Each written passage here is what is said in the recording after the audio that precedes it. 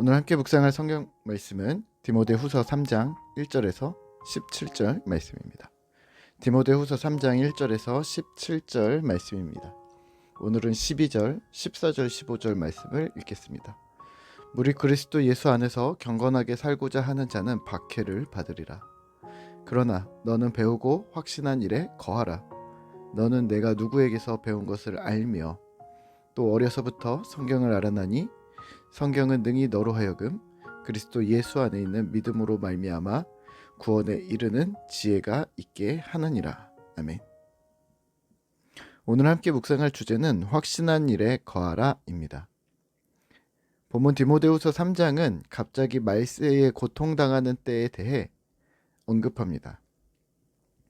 하지만 2장 후반절을 보면 귀하게 쓰이는 그릇, 경기하는 자, 부끄러울 것이 없는 일꾼을 언급하는 것을 보면 어찌 보면 자연스럽습니다.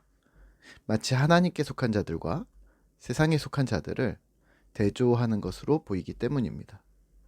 3장은 세상에 속한 자들의 고통으로 시작합니다. 1절입니다.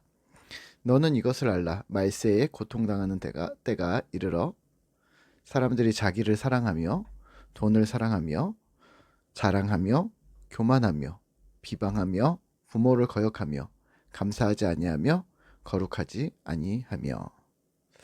말세에 고통당하는 때가 필히 올 것인데 그 양상은 이러합니다.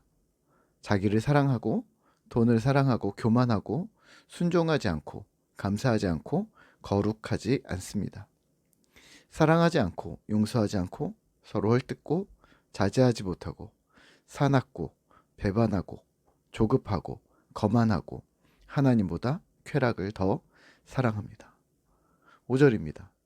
경건의 모양은 있으나 경건의 능력은 부인하는 자니 이 같은 자들에게서 내가 돌아서라. 아멘. 경건의 겉모습은 있지만 실제 경건의 능력은 없습니다. 이게 뭘까요? 말세에 고통당하는 때의 양상입니다. 여기서 경건의 능력은 무엇일까요? 또 경건의 모양은 무엇일까요? 경건의 모양은 겉모양새만 경건한 척하는 위선을 말하는데요. 6절에서 8절로 설명합니다. 7절입니다. 항상 배우나 끝내 진리의 지식에 이를 수 없느니라. 공동체 안에 어떤 어리석은 여자들의 빗대어 설명하는데요. 무거운 죄를 짓거나 욕심의 죄를 지으면서도 열심히 성경을 배우지만 실제 진리가 삶이 되지 못합니다. 얀네와 얀브레와 같은 거짓 선지자들이 와서 이렇게 미혹합니다. 죄를 용서 방법이 있다. 용서만 받으면 천국에 간다. 이런 식으로 말이죠. 이런 교리는 구원파입니다. 아무것도 행하지 않고 아무런 결단도 하지 않고 더 나아가 하나님의 뜻을 살아내지도 않으면서 천국이라는 탐나 보이는 좋은 결과만 찾는 자들에게 이런 제안은 아주 매력적인 제안입니다. 이들은 배우기만 하고 지식을 채우는 것만으로도 믿음이 될 것이라고 말합니다. 제자의 길은 쉽다고 말합니다. 마음이 중요하니까 행동하지 않아도 하나님은 눈 감아 주실 것이라고 합니다. 실은 이들은 마음이 부패했고 믿음에 실패한 자들입니다.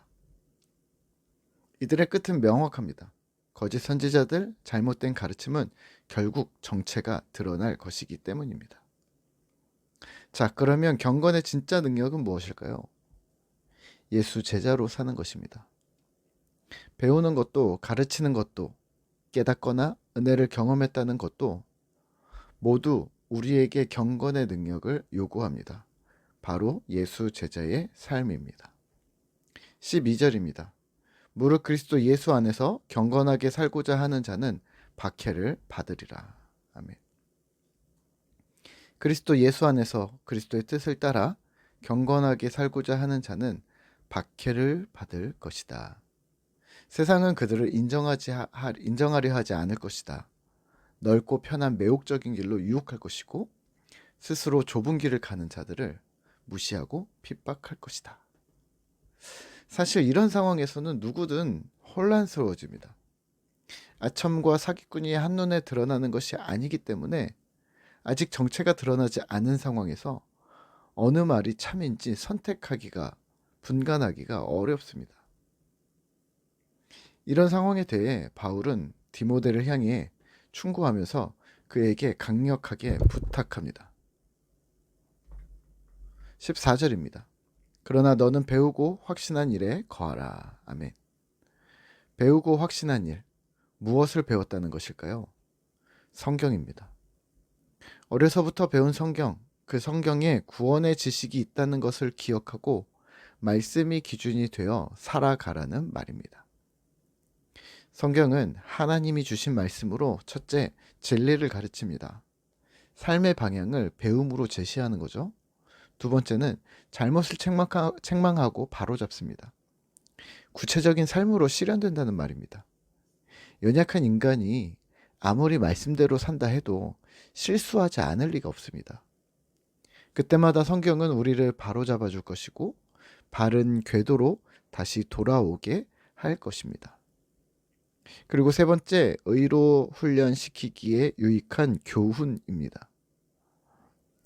하나님의 뜻대로 어떻게 생각해야 할지, 어떻게 말해야 할지, 어떻게 행동해야 할지를 성경이 실제 삶에서 지침을 주는 것이죠. 결론은 성경 말씀이 신자의 삶의 기준이 된다는 말입니다. 그러면 다시 주제에서 벗어나지 말아야 하는데요. 논점은 배우고 확신한 일에 거하라입니다. 배우고 확신한 일은 성경이 가르칩니다. 그리고 여기서 거하라는 단어에 주목하셔야 하는데요. 거하는 것은 앉아있으라는 말이 아닙니다. 디모데가 받은 모든 가르침에 충실하라. 그 말씀에 머무르기를 힘쓰라는 능동적인 권면입니다. 정리하겠습니다. 오늘의 논점은 성경과 삶이 분리될 수 없다는 말입니다. 지식과 행동이 나뉠 수 없다는 말입니다. 오늘날 한국교회의 가장 큰 문제는 아는 것과 살아가는 것을 분리시켰다는 것인데요.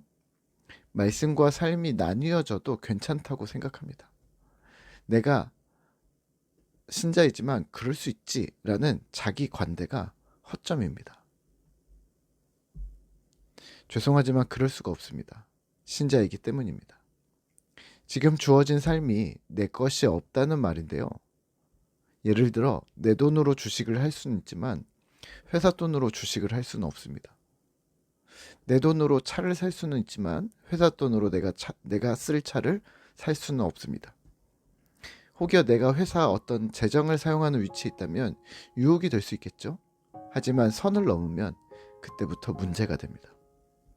내게 주어진 삶이 내 것이라고 착각하는 것, 내가 내 인생의 주인이라고 생각하고 좌지우지할 수 있다고 착각하면서 하나님의 선을 넘지 않아야 합니다. 하나님이 온 세상의 주인이심은 변하지 않는 진리이기 때문입니다.